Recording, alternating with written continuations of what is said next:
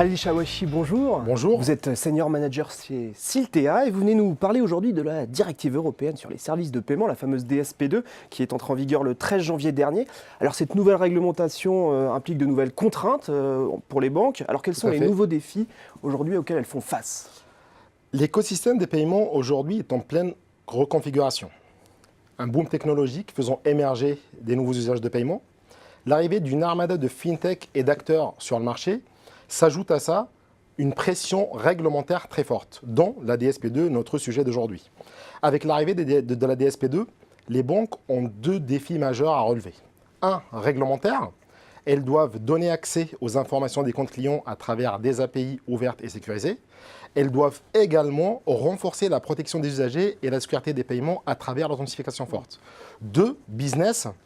Face à un risque des intermédiations très fort, les banques doivent aujourd'hui repenser leur business model afin de garder la main sur à la fois l'innovation et la relation client. Et cela passera certainement par la proposition de nouveaux services innovants. Alors on imagine que les banques adoptent des stratégies différentes face à cette DSP2. Quelles sont-elles ces stratégies? Alors, les banques ont déjà commencé à définir leur stratégie autour de la DSP2. Aujourd'hui, on constate ou on distingue trois acteurs principaux sur le marché. Les conservateurs, ils seront plutôt dans une posture de se limiter au cadre réglementaire pour ne pas aller au-delà dans leur stratégie. Donc, ils seront dans la stricte mise en conformité par rapport à la nouvelle réglementation. Ensuite, on est sur les challengers. Avec une approche plutôt opportuniste, ils seront dans une posture plutôt de profiter de cet écosystème nouveau pour innover, proposer, moderniser une offre en s'appuyant sur les nouveaux fintech.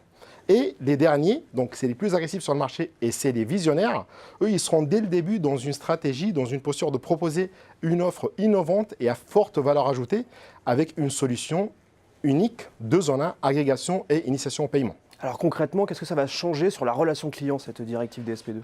Clairement, la relation client reste et restera toujours au cœur d'une stratégie de développement d'une banque. L'un de mes clients m'a dit un jour, on n'en a plus le choix, on agrège ou on est agrégé. Donc c'est une évidence, l'agrégation devient aujourd'hui un élément incontournable. C'est d'ailleurs un premier pas vers l'initiation au paiement. La guerre ou la bataille des agrégateurs est déjà entamée. Rachat de fintech, l'entrée en capital de fintech, l'exploitation marque blanche ou même développement de solutions internes. Aujourd'hui, les banques sont prêtes à tout pour monopoliser ou cannibaliser cette relation client. Il y a même des acteurs qui iront au-delà dans la conception d'une offre innovante, certainement dans un esprit family office, autour de 4 axes. L'axe agrégation, ils dépasseront l'agrégation des comptes de paiement pour aller sur les actifs et l'épargne financière. Je donne l'exemple de l'application LaFinbox pour Swiss Life, mais je donne aussi Nestor pour la Maïf. Il y a le deuxième axe qui est la proposition d'un axe conseil. C'est clairement intégrer dans la solution complète des robots advisors qui donneront une dimension plutôt conseil analytique à l'image des robots advisors qui existent aujourd'hui, Yomoni pour Crédit Mutuel Arkea par exemple, ou la plateforme WeSave.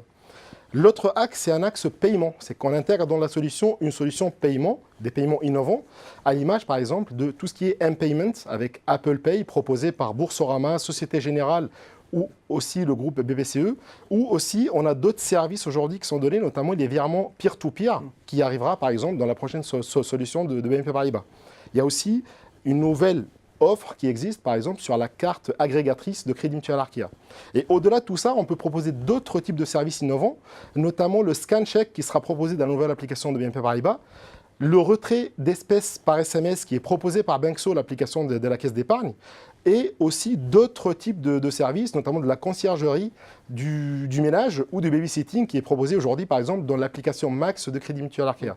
Donc le tout dans une solution intégrée, commune, unique, mais surtout dans un esprit user-friendly. En conclusion, pour profiter de la DSP2, les banques doivent se transformer en allant au-delà des frontières de la DSP2. C'est inévitable. La banque de demain ne ressemblera pas probablement à la banque d'aujourd'hui. La banque de demain sera certainement une banque plateforme à l'ère d'une économie collaborative. Eh bien, merci beaucoup Khalil Chawachi. Merci à vous. Pour cet éclairage sur la DSP2. Merci beaucoup.